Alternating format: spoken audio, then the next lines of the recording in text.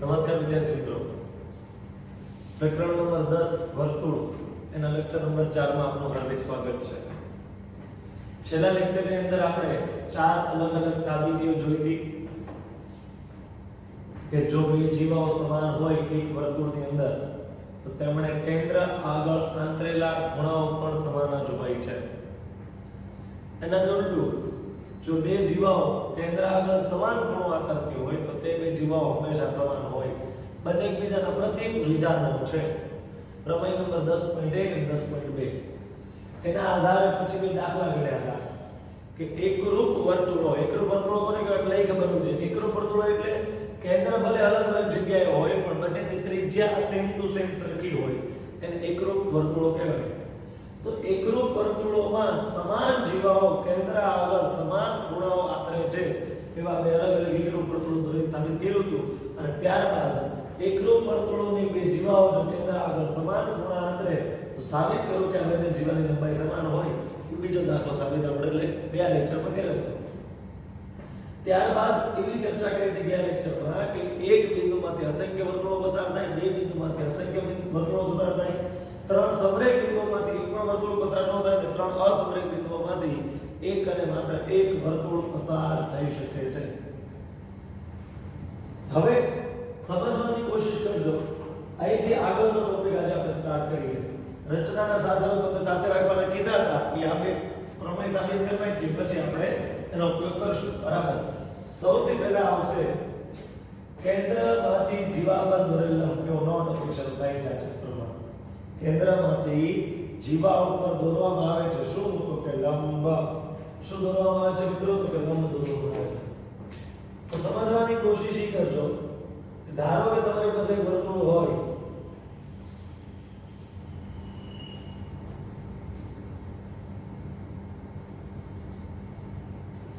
એના કેન્દ્રનું લોકેશન અહીંયા ક્યાંક છે અને એની જીવાનું લોકેશન અહીંયા ક્યાંક છે. આ વર્તુળનું કેન્દ્ર છે, આ વર્તુળની જીવા છે. જીવાની વ્યાખ્યા શું છે? જે રેખાખંડના બંને અંતે બિંદુ વર્તુળ પર હોય તેવા રેખાખંડને જીવા કહે છે. તો ગ્રીન કલરનો જો રેખાખંડ છે જીવા કહી શકાય કારણ કે આ બંને અંતે બિંદુ વર્તુળ પર છે. કેન્દ્રમાંથી જીવા પર દોરેલ લંબ. તો કેન્દ્રમાંથી જીવા ઉપર આપણે લંબ દોરીએ. કેન્દ્રમાંથી જીવા પર લંબ દોરું છું. લંબ એટલે 90 નો ખૂણો બનવો જોઈએ કમ્પલસરી, તો જ એને લંબ કહેવાય. જો 90 નો ખૂણો ના બનતો હોય તો એ લંબ કોઈ દી કહેવાય જ નહીં. બરાબર.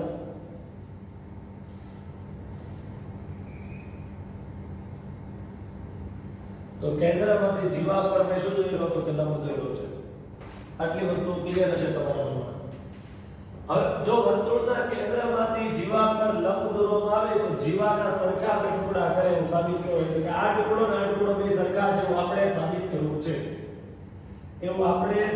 કરવું છે. તો વર્તુળના કેન્દ્ર નામ આપ્યું છે O, જીવાને નામ આપ્યું છે AB અને આ જે લંબ દોર્યો છે એ બિંદુ M બિંદુ છે. એનો બિંદુ છે મિત્રો M બિંદુ છે. સાબિત કરવાનું છે કે AM અને M ની સરખા થાય છે. સાધ્ય તમને ખબર પડી ગઈ. પહેલા તો સૌથી પહેલા આવે પક્ષ. પક્ષ એટલે શું થાય? તો કે આકૃતિનું વર્ણન. પછી આવશે સાધ્ય. સાધ્ય ખરેખર ક્યારે પૂછ્યું? સાધ્ય જગ્યા કરતા ઓછી પડશે તો અહીંયા લખી નાખો સાધ્ય. AM બરાબર M એવું આપણે સાબિત કરવું છે. સાધ્ય એટલે તમે શું સાબિત કરીને બતાવવા માંગો છો? તો હું એવું સાબિત કરવા માંગુ છું કે AM અને M ની બે સરખા થશે. AM અને M બે સરખા થશે. જો AM અને M ની સરખા સાબિત કરતો હોઉં ધેટ મીન્સ આ લંબ દોરવાથી જીવાને દુભાગે છે સાબિત થઈ જશે. જીવાના બે સરખા ટુકડા થાય છે સાબિત થઈ જશે. ત્યારબાદ નો જે પોર્શન છે એ છે સાબિતી. ત્યારબાદ આપણે જે જોવાનું છે એ છે સાબિતી. પહેલા પક્ષ લખીને કે આકૃતિનું વર્ણન. O કેન્દ્રિત વર્તુળની જીવા AB છે અને OM લંબ AB છે. બરાબર છે. હું લખું છું O કેન્દ્રિત કેન્દ્રવાળા અથવા તો એક O કેન્દ્રિત વર્તુળની જીવા કઈ છે AB છે તથા OM લંબ AB છે.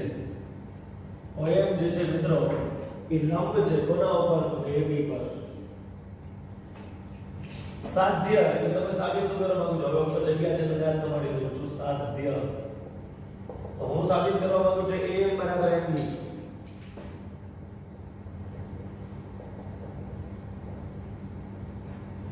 AM બરાબર MB. આ મારું સાધ્ય છે. હવે વાત કરીએ આપણે સાબિતી તરફ જઈએ તો સમજવાની કોશિશ કરજો.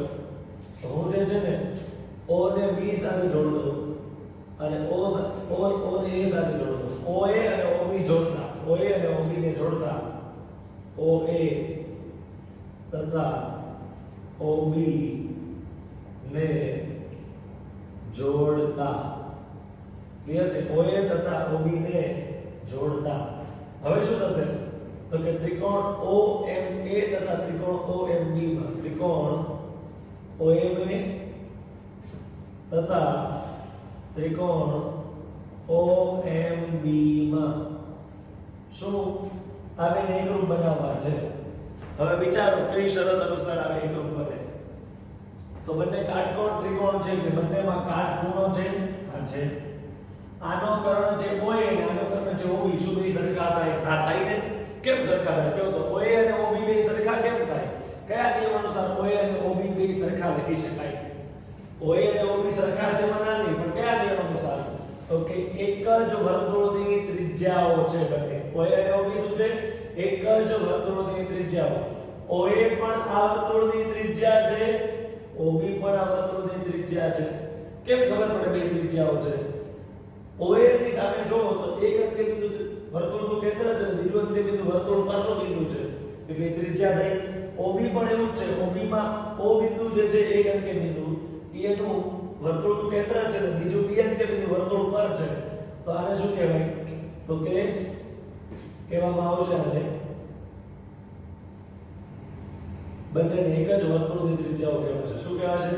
એક જ વર્તુળની ત્રિજ્યા. તો ચાલો બેમાં કાટખૂણો છે. આનો કર્ણ OA અને આનો કર્ણ OB સરખો છે અને OM બાજુ જે છે આ ત્રિકોણની પણ છે, આ ત્રિકોણ બંને ત્રિકોણોની કોમન બાજુ છે. એ ડાબી બાજુના ત્રિકોણની બાજુ પણ છે અને જમણી બાજુના ત્રિકોણની પણ બાજુ છે. ક્લિયર? તો લખીશ કાટકોણ ત્રિકોણ OMA અને OMB. કેવા ત્રિકોણ છે ભાઈ? કાટકોણ ત્રિકોણ OMA તથા OMB માં શું આપેલું છે? બેમાં કાટખૂણો તો છે તે એટલું તો આપેલું છે. હવે કર્ણ, આનો કર્ણ કયો છે? OA. આનો કર્ણ શું છે? તો કે OB. OA અને OB કેમ સરખા છે? કારણ કે એક જ વર્તુળની ત્રિજ્યાઓ. બંને જે છે એક જ વર્તુળની ત્રિજ્યાઓ છે. OA અને OB કાટખૂણો છે બેમાં, બંનેનો કર્ણ સરખો છે. હવે બાજુ OM બરાબર OM બંને ત્રિકોણોની સામાન્ય બાજુ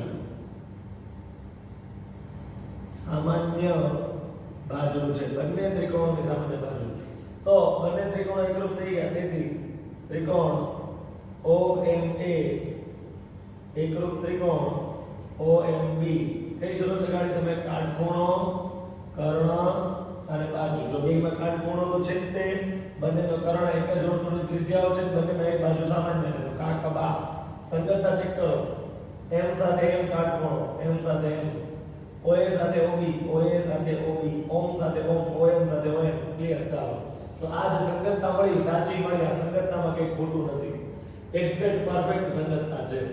પણ મારે તો AM બરાબર MB સાબિત કરવા છે. તો સીધી અનુસાર થઈ જાય છો તો AM બરાબર BM અથવા તો MB બરાબર છે. તો AM બરાબર BM અથવા તો MA બરાબર BM. MA બરાબર MB કયા નિયમ અનુસાર?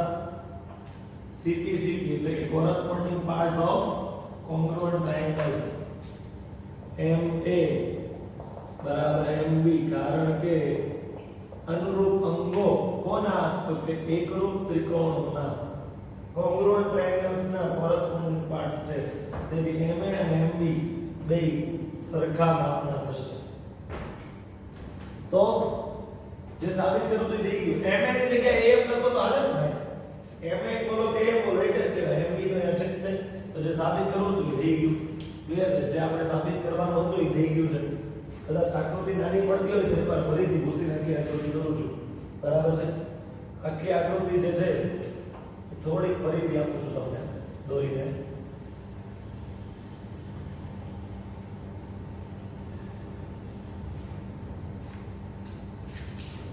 જગ્યા છે તો થોડી મોટી બનાવી દઈએ.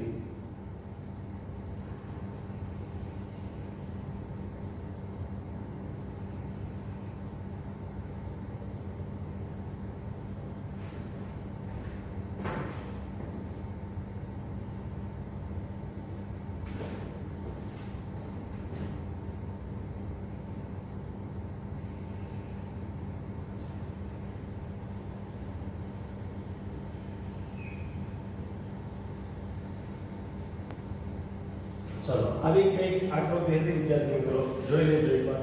બરાબર? અને આમાં જે છે આપણે એકરૂપ ત્રિકોણ સાબિત કર્યા હતા. બરાબર? હવે બીજા દાખલા ઉપર આપણે મૂવ થઈએ છીએ, આગળ વધીએ છીએ દાખલા નંબર 2 તરફ, એટલે કે પછીનો પ્રમેય. હવે 10.3 નો પ્રતિપ્રમેય ભણવાનો છે, એટલે 10.4. હવે અહીંયા શું છે બેટા? જો તો જીવાને દુભાગે જેવું સાબિત કરવું છે. લંબ જેવું આપેલું છે. લંબ છે એ પહેલેથી ખબર હતી, પણ દુભાગે છે આપણે સાબિત કર્યું. અહીંયા ઉલટું હશે. દુભાગે જેવું આપેલું હશે, લંબ છે એવું સાબિત કરવાનું છે. દુભાગે જેવું આપેલું હશે, લંબ જેવું સાબિત કરવાનું છે. ઇન શોર્ટ અહીંયા જો લંબ છે એ આપેલું હતું, લંબ છે એ આપેલું હતું રકમમાં, અને દુભાગે છે એવું સાબિત કરવાનું, સાધ્ય એટલે કે સાબિત કરવાનું છે. આ બે ઇન્ટરચેન્જ થઈ જશે. આ બે શું થઈ જશે? ઇન્ટરચેન્જ. આ પક્ષમાં આવી જશે, આ સાધ્યમાં ભેગું આવશે, એટલે આનો પક્ષ અને સાધ્ય તૈયાર થઈ જશે. ફરીથી રિપીટ કરું છું.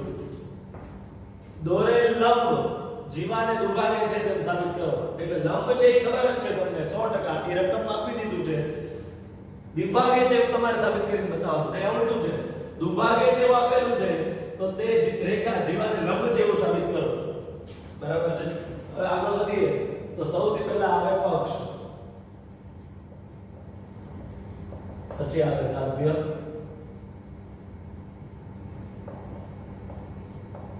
પછી આવશે આકૃતિ, અને પછી આવશે સાબિતી. તો આકૃતિ બનાવો. જો સમજવાની કોશિશ કરે દરેક લોકો.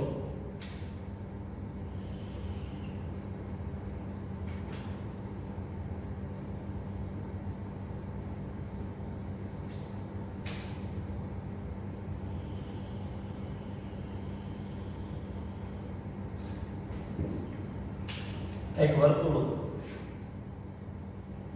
આ વર્તુળનું કેન્દ્ર,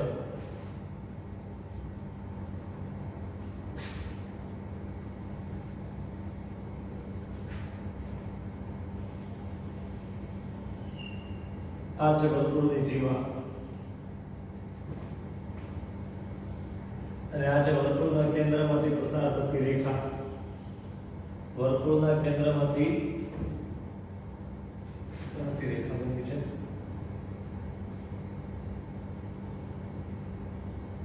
આ વર્તુળનું કેન્દ્ર છે, કેન્દ્રમાંથી પસાર થતી.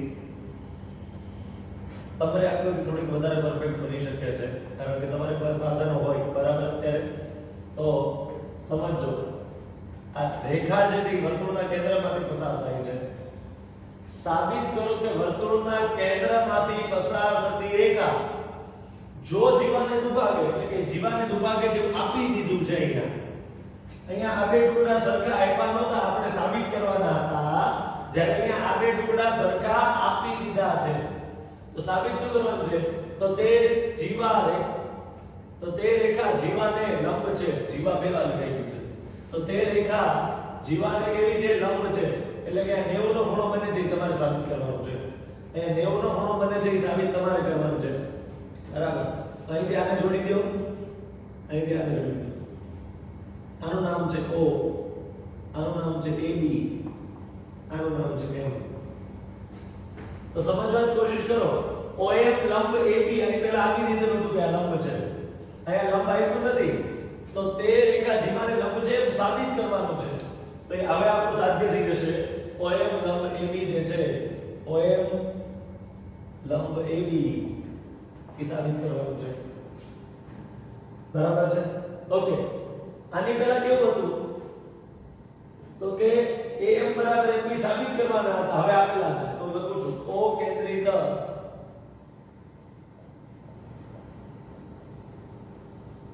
વર્તુળના કેન્દ્રમાંથી પસાર થતી રેખા જીવા AB ને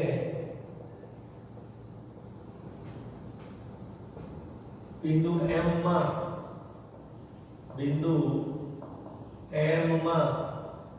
દુભાગે છે. એટલે કે M બિંદુ આગળ બે સરખા ભાગ પાડે છે. M બિંદુ આગળ જે છે એ બે સરખા ભાગ પાડે છે. તેથી AM બરાબર BM એવું લખી શકાય. એવું રકમ આપેલું છે કે AM બરાબર BM, કારણ કે દુભાગે છે નો અર્થ જ એ થયો કે બે સરખા ભાગ પાડે છે. તો તમે જોઈ લો કે M બરાબર MB અહીંયા સાબિત કરવાના હતા, અહીંયા રકમમાં આપી દીધા છે. OM લંબ AB અહીંયા આપી દીધેલા હતા, અહીંયા સાબિત કરવાનું છે. બંને એકબીજાના પ્રતિવિધાનો છે. આ ક્લિયર થતું હશે તમને. હવે આની સાબિતી તરફ વધીએ મિત્રો આપણે આગળ. તો આની સાબિતી જોઈએ. હવે ફરીથી આ બે ત્રિકોણોનો એકરૂપ બનાવવા છે. હવે આ કાટખૂણા નહીં લાગે. કેમ? કારણ કે આ કાટખૂણો બને છે એવું રકમમાં આપ્યું નથી. તો તમારે સાબિત કરવાનું છે કે આ કાટખૂણો બને છે. એ તો તમારે પ્રૂફ કરવાનું છે. તમારે સાબિત કરવાનું છે કે અહીંયા શું બને છે? તો કે કાટખૂણો બને છે. તો આપણે કરશું કેમ? તો હવે કઈ રીતે કરશું? જો AM અને BM બેમાં સરખા છે. OM જે છે બંનેની કોમન બાજુ છે અને OA અને OB જે છે એ તો ઓલરેડી સરખી છે. તે એક જ વર્તુળ ત્રિજ્યા એટલે બા શરત અનુસાર આ બે ત્રિકોણ એકરૂપ સાબિત થશે. કઈ શરત અનુસાર? બા. ઓકે. તો લખું છું કે ત્રિકોણ OMA તથા ત્રિકોણ OMB માં કયામાં? તો અહીંયા OA અને OB ને જોડતા પહેલા લખી નાખીએ કે OA અને OB ને જોડતા ત્રિકોણ OMA અને ત્રિકોણ OMB માં ત્રિકોણ OMA ત્રિકોણ OMB માં OMA તથા OMB આ બંને ત્રિકોણોની વાત કરી રહ્યા છીએ. બા પેલા OA બરાબર OB, આનો OA અને આનો OB, કારણ કે એક જ વર્તુળની ત્રિજ્યાઓ શું છે વિદ્યાર્થી મિત્રો? એક જ વર્તુળની ત્રિજ્યાઓ OA અને OB. OM બરાબર OM, આનો રીતે OM અને આનો રીતે OM, કારણ કે બંને ત્રિકોણોની સામાન્ય બાજુ છે. આ ત્રિકોણની પણ બાજુ ગણાય, આ ત્રિકોણની પણ બાજુ ગણાય. ત્યાંથી આગળ જો આપણે વધીએ તો હવે શું કરશું? OM બરાબર OM, તો AM બરાબર MB, AM બરાબર MB રકમમાં આવ્યું છે. આનો AM બરાબર આનો MB એ રકમમાં આવ્યું છે, એટલે પક્ષ. તો આ બે ત્રિકોણ એકરૂપ તો સાબિત થઈ ગયા. બા એકરૂપતાની શરત અનુસાર આ થઈ ગયા. તેથી ત્રિકોણ OMA એકરૂપ ત્રિકોણ OMB, કારણ કે બા એકરૂપતાની શરત અનુસાર. થઈ ગયું એટલું? ચાલો, આમાં કોઈને કઈ ડાઉટ નહીં હોય. બે ત્રિકોણ એકરૂપ સાબિત કરવાના. હવે તમારો ટાર્ગેટ કયું છે કે અહીંયા 90 નો ખૂણો સાબિત કરવો અને અહીંયા થઈ જાય. સિમ્પ્લિસિટી ઉપરથી થઈ જાય. આ ખૂણા સરખા. આ ત્રિકોણનો પણ એક ખૂણો અને આનો વચ્ચેનો લેટર લઉં છું ને એ વચ્ચેનો લેટર લઉં છું, વચ્ચેનો આલ્ફાબેટ. બરાબર? તો આનો વચ્ચેનો ખૂણો કયો છે? ખૂણો OMA અને આનો ખૂણો OMB સરખા થાય, કારણ કે સિટી અનુસાર કોરસ્પોન્ડિંગ પાર્ટ ઓફ ધ કોંગ્રુઅન્ટ ટ્રાયેંગલ્સ. આ બે ટ્રાયેંગલ્સ કોંગ્રુઅન્ટ છે, એકરૂપ છે. ધેટ મીન્સ તેના અનુરૂપ અંગો એટલે કે કોરસ્પોન્ડિંગ પાર્ટ સરખા હોય. એટલે કે કોરસ્પોન્ડિંગ પાર્ટ આનો m એને અનુરૂપ ઓલાનો પણ m છે કોરસ્પોન્ડિંગ એટલે અનુરૂપ આ બે ખૂણા સરખા થાય કેવા કયો એક આ ખૂણો અને એક આ ખૂણો બે સરખા થયા વળી તે બંને રેખિક જોડના ખૂણા પણ છે વળી ખૂણો OMA તથા ખૂણો OMB રૈખિક જોડના ખૂણા પણ છે બંને કેવા છે રૈખિક જોડના ખૂણા પણ છે એટલે બેનો સરવાળો 180 પણ થાય ખૂણો OMA વત્તા ખૂણો OMB બરાબર 180 અંશ પણ થાય હવે જો બે સરખા પણ હોવા જોઈએ અને બેનો સરવાળો 180 પણ થવો જોઈએ બંને સરખા પણ હોવા જોઈએ અને બંનેનો સરવાળો 180 પણ હોવો જોઈએ ધેટ મીન્સ દરેકનું માપ 90 હોવું જોઈએ તેથી OMA બરાબર OMB બરાબર 90 અંશ થવું જોઈએ તો આ પણ 90 મળી ગયો અને આ પણ 90 મળી ગયો બંને ખૂણા કેવા મળી ગયા 90 આ પણ 90 મળી ગયો આ પણ 90 મળી ગયો તો બંને 90 મળી ગયા એટલે OM લંબ AB સાબિત થઈ ગયું તેથી OM લંબ AB સાબિત થયું તો આ બીજો જે પ્રમેય હતો 10.3 નો પ્રતિપ્રમેય એ પણ સાબિત થઈ ગયો ક્લિયર છે તો અહીંયા જે રેખા શબ્દ આવે છે એને ખાસ માઇન્ડ કરજો એ તો પ્રતિપ્રમેય છે અને અહીંયા રેખા શબ્દ નથી આવતો બરાબર આ કદાચ ઓળખવામાં મુશ્કેલી પડે તો તમને શું જો ગોખવાનું એવું નથી કે આ કાકાબા લાગે ને આમાં બાબા લાગે બરાબર છે તમે સમજવાની કોશિશ કરો ને તો આ બધી વસ્તુઓ બહુ ઈઝીલી તમને સમજાઈ જાય એવી છે પણ તમે સમજવાની કોશિશ જ નહીં કરો તો પછી બહુ મુશ્કેલ છે આ બધું સમજાવવું બરાબર અહીંયા કાઈ નથી કાકાબા અનુસાર એકરૂપ બનાવો પછી સીધી સીધી લગાડો એટલે વાત આ પૂરી બાબા અનુસાર એકરૂપ બનાવો સીધી સીધી લગાડો પછી આ બે ખૂણા સરખા મળે પણ આપણે સરખા નહીં ખાલી સરખાને બે જેવું સાબિત કરવા છે વળી તે રેખિક જોડના ખૂણા છે એટલે સરવાળો 180 થાય એટલે બે જેવું થાય સાબિત થઈ જાય ક્લિયર તો બહુ લાંબુ નથી કઈ કન્ડિશન આપી છે અહીંયા કાટખૂણો આપ્યો છે એટલે ઓબવિયસલી કાકાબા લાગે એટલે કાટખૂણો નથી આપ્યો તો કાકાબા ન લાગે કંઈક બીજું વિચારવું પડે ક્લિયર છે ઝડપથી આ બે પ્રમેયની તમે નોંધ જોઈ લો પછી આપણે આગળના પ્રશ્નો ચર્ચા કરશું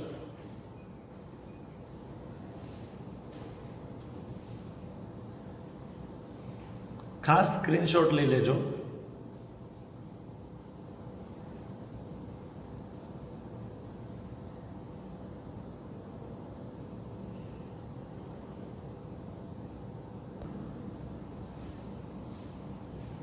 ચલો મિત્રો હવે આપણે અત્યારે બે અલગ અલગ પ્રમેયની ચર્ચા કરી નાખ્યા લેક્ચરની અંદર હવે એથી આગળ આપણે એક નવા ટોપિકની વાત કરવી છે જેની પહેલેથી મેં તમને વાત તો ગયા લેક્ચરમાં કરી દીધી છે પણ આજે આપણે એને રચનાની મદદથી દોરીને જોવું છે તો વન બાય વન આપણે શરૂ કરીએ ધારો કે હું અહીંયા આગળ જે વસ્તુ સમજાવીશ એમાં જો તમને એવું લાગે કે ભાઈ આપણે જે સમય જોઈએ છે દોરવા માટે તો તમે વિડિયો પોઝ કરી દેજો કારણ કે સમય બચાવવા માટે હું અમુક હદ કરતા વધારે સમય તમને દોરવા માટે અત્યારે નહીં આપી શકું તમને એવું લાગે કે હજી મારે થોડોક સમય જોશે સર તો આગળ ભણવા માંડે આપણે તો જે બાકી છે તો વિડિયો પોઝ કરી દેજો સૌથી પહેલા તમને એક વસ્તુ યાદ કરાવું જ્યારે આપણે પહેલા ચેપ્ટરની અંદર સંખ્યા રેખા પર નિરૂપણ શીખ્યા હતા √2 નું √3 નું વગેરેનું ત્યારે મેં તમને શીખવાડેલું કોઈ પણ રેખાખંડનો લંબ દ્વિભાજક કેમ રચાય કોઈ પણ રેખાખંડનો લંબ દ્વિભાજક રચવો હોય તો પરિકર જે છે એ અહીંથી શરૂ કરીને આટલું પહોળું કરવું પડે અહીંથી શરૂ કરીને આટલું પરિકર પહોળું કરવું પડે પછી અહીંયા રાખીને ઉપર ચાપ નીચે ચાપ પછી અહીંયા રાખીને ઉપર ચાપ નીચે ચાપ અને આમાંથી પસાર થતી રેખા તમે દોરી નાખો તો આનો લંબ પણ હોય અને દ્વિભાજક પણ હોય ઈ જે છે આ રેડ કલરના રેખાખંડનો લંબ પણ હોય અને દ્વિભાજક પણ હોય ધેટ મીન્સ એ લંબ દ્વિભાજક હોય છે બરાબર છે પણ મેં તમને એટલું કીધેલું કે અહીંથી એટલું આખું પરિકર પહોળું કરવું જરૂર નથી અડધા કરતા વધારે કરો તો ચાલે અહીંથી આટલું પૂરેપૂરું કરો તો આ કદાચ બહુ મોટું પડતું હોય તો તમે અહીંથી એટલું કરો તોય હાલે અહીંથી એટલું કરો તોય હાલે એટલું કરો તોય હાલે પણ પરિકર તમારે અડધાથી વધારે રાખવાનું અને ચાપ તો અહીંથી જ મારવાની ભલે તો પરિકર એટલું રાખો તો ચાપ અહીંથી અને અહીંથી જ મારવાની ઉપર અને નીચે ક્લિયર ચાલો આ વસ્તુ જે છે એ તમે જાણો છો બરાબર છતાંય તે હું જ્યારે યુઝ આવશે ત્યારે કહીશ તો થોડું ડિટેલમાં બરાબર ચાલો હવે પ્રશ્ન એવો હતો કે એક બિંદુમાં પહેલા ટોપિકનું નામ છે ત્રણ બિંદુઓમાંથી પસાર થતું વર્તુળ. ટોપિકનું નામ છે ત્રણ બિંદુઓમાંથી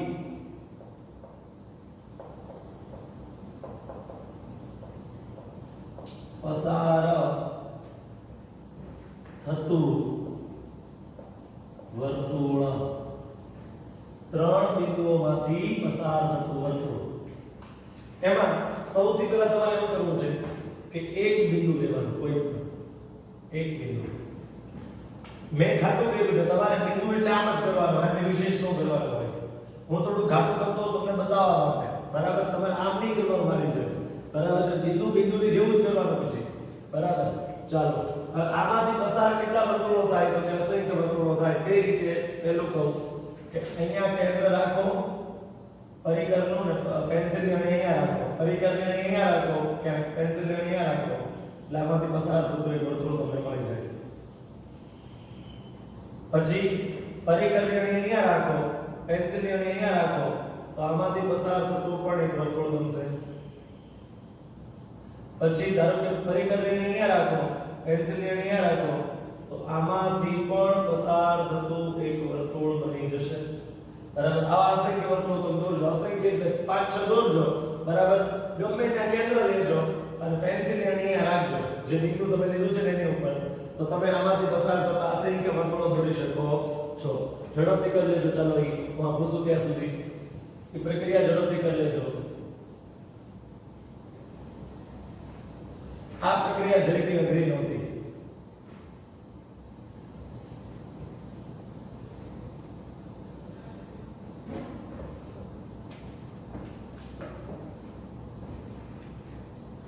ચલો એક વસ્તુ ક્લિયર થઈ ગઈ છે. તમને જો વાર લાગે હોય તો વિડિયો પોઝ કરીને કરી નાખો. હવે બે બિંદુઓ લઈએ તો તમારે બે બિંદુ આમ જ લેવાના છે, પણ મારે તમને કેમેરામાં સરખી રીતે બતાય એટલે થોડુંક આવું કરું છું. તમારે આવું નહીં કરવાનું મારી જેવું, બરાબર? તમારે બિંદુને બિંદુ જેવું જ રાખવાનું, તમે ગોઠી નહીં નાખવાનું આખો, બરાબર? હાલો હવે આ બે બિંદુઓમાંથી પસાર થતા કેટલા વર્તુળો મળે તો ગયા લેક્ચરમાં આપણે જોયું હતું કે અસંખ્ય વર્તુળો બને કે જે આ બંનેમાંથી પસાર થતા હોય. કેટલા વર્તુળો બને મિત્રો? અસંખ્ય, ગણી જ ન શકાય. ક્લિયર? તો એના માટે શું કરશો તમે? તો કે એના માટે જે છે વિદ્યાર્થી મિત્રો, તમે આનો લંબ દ્વિભાજક રચશો. આ બે બિંદુઓનો શું રચશો? લંબ દ્વિભાજક, બરાબર છે? લંબ દ્વિભાજક રચવા માટે શું કરવું પડે? તો કે પરિકર અહીંથી એટલું પહોળું રાખવું પડે, બરાબર છે? પરિકર અહીંથી એટલું પહોળું રાખવું પડે. એકવાર આ બિંદુ ઉપર રહીને ઉપર ચાપ મારો, નીચે ચાપ મારો. એકવાર આ બિંદુ પર રહ્યા જાઓ, ઉપર ચાપ મારો, નીચે ચાપ મારો. તો મેં શું કર્યું? પેલા અહીંયા રહીને ઉપર ચાપ, નીચે ચાપ, અહીંયા રહીને ઉપર ચાપ, નીચે ચાપ, એટલે આમાંથી પસાર થતી એક રેખા ડ્રો કરવાની.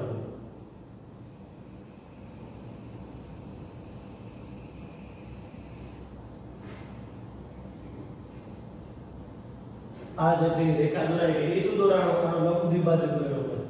શું દોરાણો? આ લંબ દ્વિભાજક, બરાબર છે? આટલી પ્રક્રિયા તમને કરતા આવડતી હોય. આપણો હેતુ શું છે? આપણે શું કરવા જઈ રહ્યા છીએ અહીંયા આકૃતિમાં?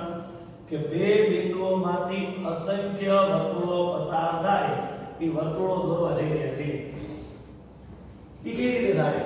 તો કે એક વસ્તુ સમજવાની કોશિશ કરજો. એ કેવી રીતે થાય? તો કે આ લાઈન ઉપર જે આ લંબ દ્વિભાજક રચ્યો એના ઉપર ગમે ઈ બિંદુ પસંદ કરો, તમારા મનની મરજી, તમને ગમે ઈ. ઘણા કે સર આ પસંદ કરું, ખરો? એને કેન્દ્ર રાખો, પરિકરની અહીંયા રાખો અને પેન્સિલની અહીંયા રાખો અને એક વર્તુળ બનાવવાની કોશિશ કરો તો એક સરસ મજાનું વર્તુળ બનશે. મારું વર્તુળ નથી બનતું, મારું અલગ શેપ બને છે, પણ તમારું વર્તુળ બનશે પરિકરની મદદથી. હું પ્રક્રિયા સમજાવું છું, પ્રક્રિયા કરતો નથી. ચાલો એક વર્તુળ બન્યું. આ વર્તુળ જ્યારે દોર્યું ત્યારે કેન્દ્ર ક્યાં લીધું? અહીંયા લીધું. હવે તમે તો સર એવું કીધું કે આમાંથી અસંખ્ય વર્તુળો પસાર થાય કે હું ક્યાં ના પાડું છું. હવે અહીંયા વર્તુળનું કેન્દ્ર લ્યો, એટલે કે પરિકરની અહીંયા હવે અહીંયા રાખો અને પેન્સિલની અહીંયા રાખો, પરિકરની અહીંયા રાખો, પેન્સિલની અહીંયા રાખો. તમે વર્તુળ બનાવવાની કોશિશ કરો તો આ બંને બિંદુઓમાંથી પસાર થશે ને જે બે બિંદુઓ તમે શરૂઆતમાં લીધા હતા એમાંથી. હવે પરિકલ્પને અહીંયા રાખો, પેન્સિલ ને અહીંયા રાખો, અહીંયા રાખો પરિકલ્પને, અહીંયા રાખો પેન્સિલ ને. પરિકલ્પને આમાંથી ગમે ત્યાં રાખી શકો, તમારા મનની મરજી. બરાબર. તો કેમ કે સર મારે પરિકલ્પને અહીંયા રાખવી છે, તો કેમ કે સર મારે પરિકલ્પને અહીંયા રાખવી છે, તો કેમ કે સર મારે પરિકલ્પને અહીંયા રાખવી છે. રાખીએ કાઈ પણ પછી પાનાની બહાર વર્તુળ હોવું જોઈએ, ધ્યાન રાખજો ખાલી. બરાબર. ઘણીવાર પાનું નાનું પડે એટલું મોટું વર્તુળ થાય. અડધું વર્તુળ પાના ઉપર આવે, અડધું બેન્ચ ઉપર આવે કે બાજુવાળાની બુક ઉપર આવે. બરાબર. એવું નહીં કરવાનું જોજો. બરાબર.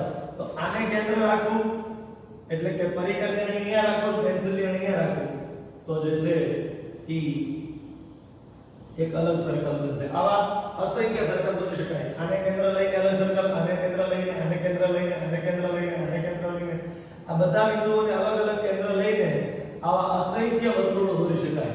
કેન્દ્ર રૂપમાં આની ઉપર લેવાનું, પેન્સિલની આની જે છે એ ગમે એક બિંદુ પર લેવાની, વર્તુળ દોરો એટલે બંનેમાંથી પસાર થાય ને થાય જ. તો જોયું તમે બે બિંદુઓમાંથી મેં ત્રણ વર્તુળો પસાર કર્યા, તમે અસંખ્ય કરી શકશો. 1 મિનિટનો સમય આપું છું, ઝડપથી આ કામ પૂરું કરી લેજો. દરેક કામ છે ને હું અત્યારે ખાલી સમજાવી દઈશ ને ભૂસી નાખીશ ને તો તમને પછી કાંઈ નથી આવડવાનું, એટલું યાદ રાખજો. ઘણા લોકો ખાલી વિડિયો જોવે છે અત્યારે ફોનમાં બેઠા બેઠા, બરાબર, કે દોરી નાખશું પછી હોમવર્ક કરતી વખતે. એમ નહીં, અત્યારે કરવાનું જ છે, નહીંતર પછી નહીં ભેગું થાય ક્યાંય પછી. બરાબર. તો મેં શું કર્યું, બે બિંદુઓ લીધા, એનો લંબ દ્વિભાજક દોર્યો, એ લંબ દ્વિભાજક પર ગમે ત્યાં કેન્દ્ર લીધું, એટલે કે પરિકલ્પને ત્યાં રાખી અને પેન્સિલ અહીંયા રાખીને મેં સર્કલ નાખ્યું. આવા ત્રણ સર્કલ તમને દેખાય છે, આવા અસંખ્ય સર્કલ દોરી દેખાય છે. દોરવા હોય તો ક્લિયર ખબર પડે છે? ચાલો ઝડપથી પૂરું કરજો.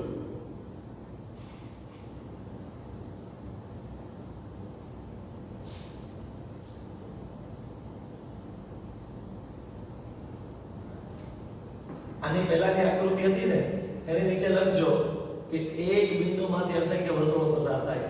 આ આકૃતિ નીચે લખજો બે બિંદુઓમાંથી પણ અસંખ્ય વર્તુળો પસાર થાય, એવું લખજો પાછા. બરાબર.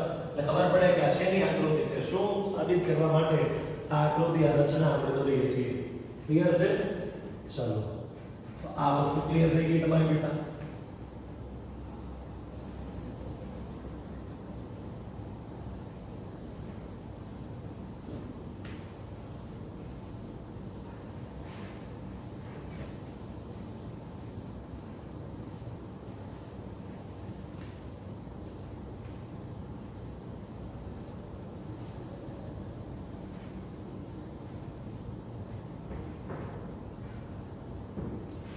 હવે અહીંથી આગળ વધીએ તો ત્રણ સમરેખ બિંદુઓની વાત કરીએ.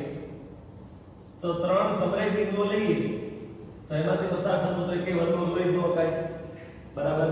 તમારામાંથી જો કોઈ દોરી શકતું હોય કે આ ત્રણેયમાંથી પસાર થવું જોઈએ એક જ વર્તુળ, બરાબર, તો ઈ શક્ય નથી. તો ઈ તો આની તો બે રચના દોરવી નહીં પડે, ખાલી ત્રણ સમરેખ બિંદુઓ લઈને નીચે લખી નાખજો કે ત્રણ સમરેખ બિંદુઓમાંથી એક પણ વર્તુળ દોરી શકાતું નથી, પસાર કરી શકાતું નથી.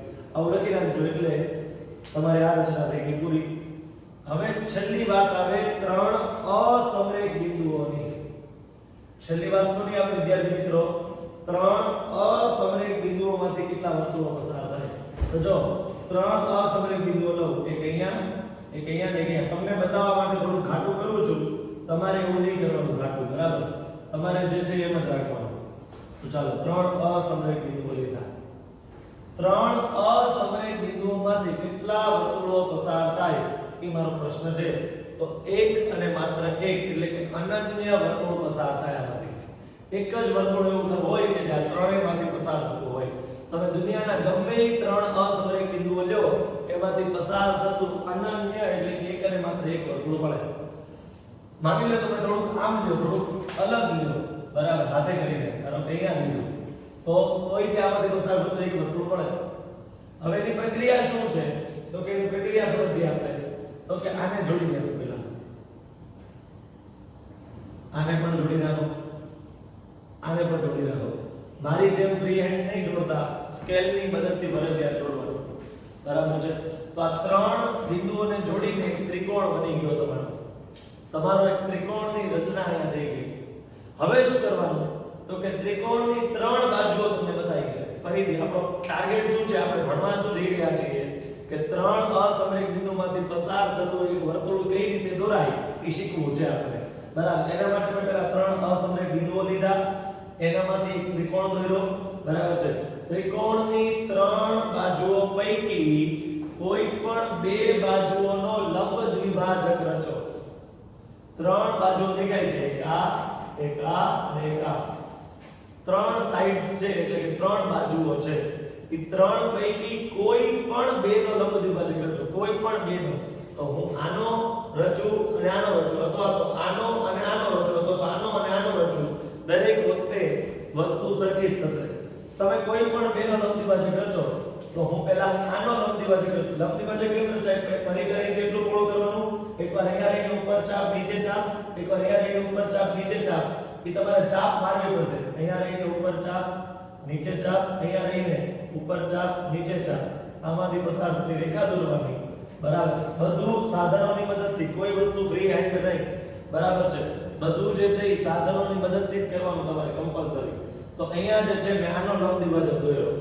હવે હું આનો લંબ દ્વિભાજક રચું છું. મેં કીધું કોઈ પણ 2 બાજુઓનો લંબ દ્વિભાજક રચવાનો. 3 માંથી કોઈ પણ 2 તમને મન પડે એ 2 લઈ શકો તમે. બરાબર. તો સમજવાની કોશિશ કરજો. તો કે આનો લંબ દ્વિભાજક દોરું છું તો પરિઘ અહીંથી એટલું પહોળું કરવાનું, ઉપર ચાપ નીચે ચાપ. એકવાર અહીંયા રહીને ઉપર ચાપ નીચે ચાપ. આમાંથી પસાર થતી બીજી એક રેખા દોરવાની. બરાબર છે. જે આ બંને ચાપમાંથી પસાર થતી હોય તો એ તમે આનો લંબ દ્વિભાજક દોર્યો.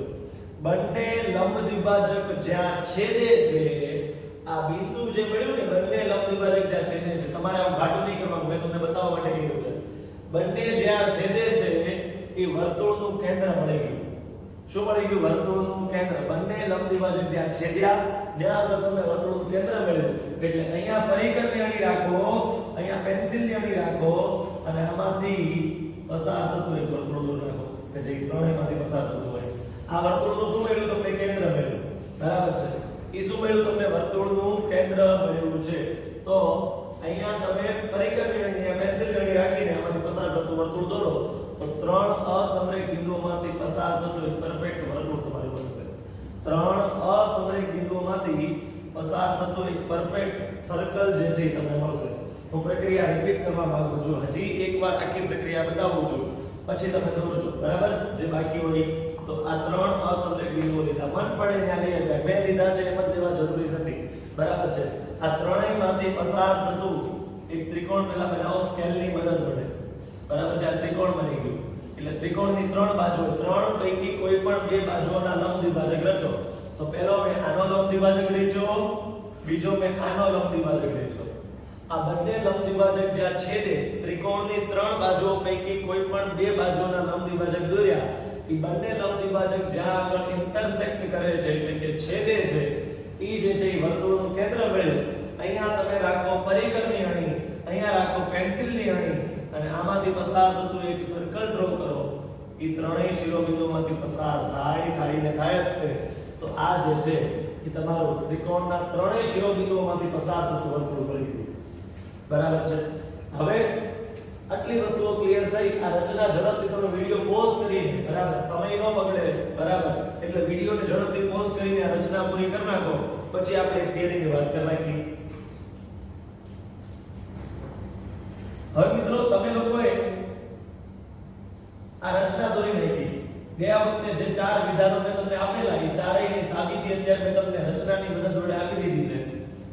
હવે થોડીક નાનકડી એવી થિયરી સમજી લઈએ અને પછી લેક્ચરને પૂર્ણ કરીએ. તમે શું કર્યું તો કે 3 અસમરેખ બિંદુઓ લીધા, એમાંથી એક ત્રિકોણ બનાવ્યું. એ ત્રિકોણની 3 બાજુઓ પૈકી કોઈ પણ 2 બાજુઓના લંબ દ્વિભાજકો દોર્યા અને એ 2 લંબ દ્વિભાજક જ્યાં છેદે ત્યાં આગળ વર્તુળનું કેન્દ્ર મળ્યું અને એમાંથી એક વર્તુળ પસાર કર્યું. બરાબર. ત્રણેય શિરોબિંદુઓ અને આને કેન્દ્ર રાખીને. તો તમે વિચાર કરો, ગમે ત્યારે તમે ત્રિકોણ દોરો, ત્રિકોણ ગમે ત્યારે દોરો, એના 3 શિરોબિંદુઓ જે હોય એ હંમેશા કેવા બિંદુઓ હોય તો કે અસમરેખ બિંદુઓ હોય. એક જ રેખા પર ન હોય. આ બે એક રેખા ઉપર છે પણ આ નથી, આ બે એક રેખા ઉપર છે પણ આ નથી, આ બે એક રેખા ઉપર છે પણ આ નથી. એટલે આ ત્રણેય બિંદુઓ અસમરેખ બિંદુઓ કહેવાય પરસ્પર. તો ત્રિકોણના ત્રણ શિરોબિંદુઓ હંમેશા અસમરેખ બિંદુઓ હોય અને આપણી થિયરી અનુસાર ત્રિકોણના ત્રણ શિરોબિંદુઓ અસમરેખ હોય અને આપણે એવું ભણ્યા છે કે ત્રણ અસમરેખ બિંદુઓમાંથી એક વર્તુળ પસાર થઈ શકે તો તમે આમાંથી એક વર્તુળ પસાર કરાવી છો ભાઈ તમે જે છે આમાંથી એક વર્તુળ પસાર કરાવી છો તો આ જે વર્તુળ તમે દોર્યું ને ત્રિકોણના ત્રણ શિરોબિંદુઓમાંથી પસાર થતું એ વર્તુળને કહેવામાં આવે પરિવૃત્ત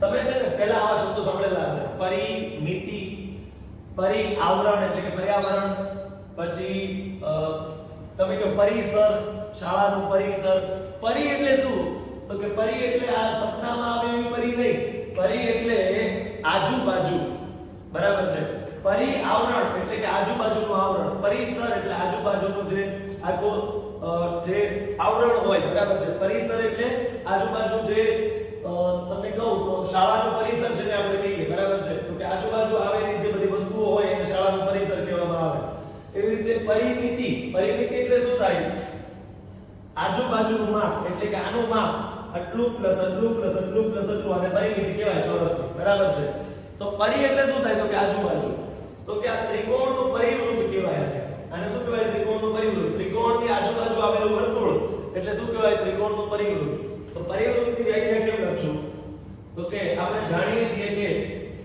ત્રિકોણના ત્રણેય શિરોબિંદુઓ અસમરેખ હોય છે ત્રિકોણના ત્રણેય શિરોબિંદુઓ કેવા હોય છે અસમરેખ આ ત્રણેય અસમરેખ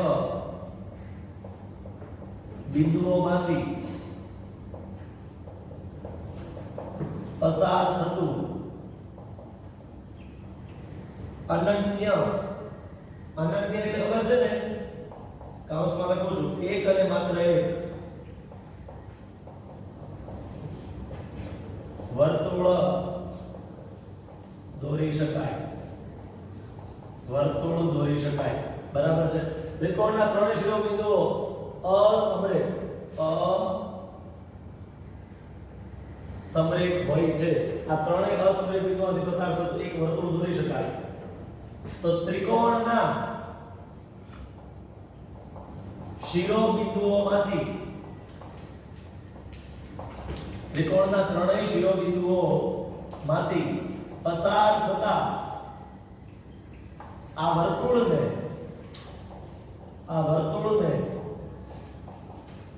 ત્રિકોણનું પરિવૃત્ત કહે છે શું કહે છે તેને પરિવૃત્ત કહે છે તેના કેન્દ્રને પરિકેન્દ્ર અને ત્રિજ્યાને પરિત્રિજ્યા કહે છે દરેક વર્તુળને કેન્દ્ર પણ હોય અને ત્રિજ્યા પણ હોય તો આજે તમે પરિવૃત્ત બનાવ્યું જે ત્રિકોણના ત્રણેય શિરોબિંદુઓમાંથી પસાર થાય છે ઈ જે છે એનું કેન્દ્ર અહીંયા ક્યાંક હશે એને પરિકેન્દ્ર કહેવાય અને એની જે આ ત્રિજ્યા હોય અહીંથી માંડીને અહીંયા સુધીનું જે અંતર હોય એને પરિત્રિજ્યા કહેવામાં આવે છે તો આ ઇમ્પોર્ટન્ટ થિયરી પણ સાથે સાથે તમારે નોટ ડાઉન કરવાની છે તો આજના લેક્ચરમાં આપણે કેટલું ભણ્યા એની ચર્ચા એકવાર કરી લઈએ તો પહેલા 10.3 અને 10.4 પ્રમાણેની સાબિતી જોઈ કે વર્તુળના કેન્દ્રમાંથી જીવા પર દોરેલ લંબ જીવાને દુભાગે છે એનાથી પ્રતીક વિધાન 10.4 પ્રમાણે કે જો વર્તુળના કેન્દ્રમાંથી પસાર થતી રેખા એ જીવાને દુભાગતી હોય તો જીવાને હંમેશા લંબ હોય પછી તો કે ત્રણ બિંદુઓમાંથી પસાર થતું વર્તુળ એક બિંદુમાંથી અસંખ્ય વર્તુળો પસાર થાય બે બિંદુઓમાંથી અસંખ્ય વર્તુળ પસાર થાય ત્રણ સમરેખ બિંદુઓમાંથી એક પણ વર્તુળ પસાર ન થાય ત્રણ અસમરેખ બિંદુઓમાંથી એક અને માત્ર એક વર્તુળ પસાર થાય આના વિશે માહિતી આપણે ગયા લેક્ચરમાં જોઈ હતી આજે આપણે એને રિલેટેડ જે દોરવાનું હતું કામ પૂરું કર્યું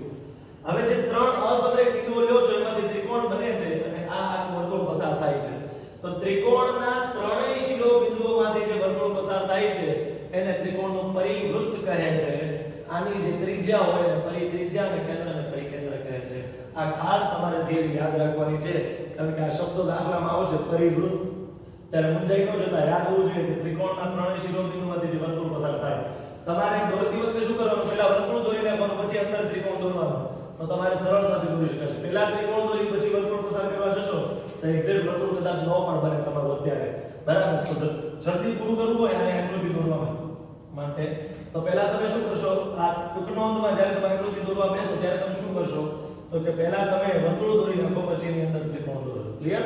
તો મિત્રો આ લેક્ચરમાં આપણે અહીંયા સુધી રાખશું. નેક્સ્ટ લેક્ચરમાં જે છે આપણે અહીંથી આગળ જોશું, પણ હોમવર્કમાં તમારે આજે જેટલું મેં અહીંયા બોર્ડ વર્ક કરાવ્યું એ બધું જે છે એ ફેરબુકમાં કરીને એના ફોટા પાડીને તમારે મોકલવાના રહેશે. Thank you.